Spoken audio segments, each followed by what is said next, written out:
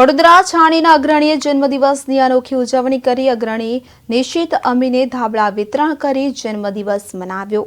વડોદરાના જુદા જુદા વિસ્તારોમાં 500 જેટલા ધાબળાનું વિતરણ કર્યું. તો છાણીના અગ્રણીએ જન્મદિવસની અનોખી ઉજવણી કરી. વડોદરાના જુદા જુદા વિસ્તારોમાં 500 જેટલા ધાબળાનું વિતરણ કર્યું.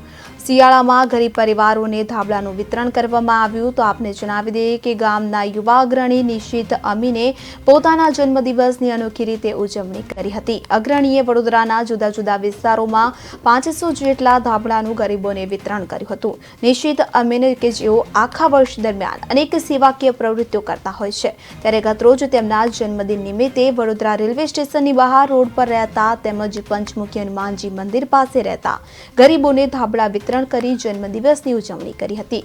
શિયાળાની ઋતુમાં ગરીબ પરિવારને ધાબળા વિતરણ કરી નિશિત અમીન નામના અગ્રણીએ લોકો માટે પ્રેરણારૂપ બન્યા.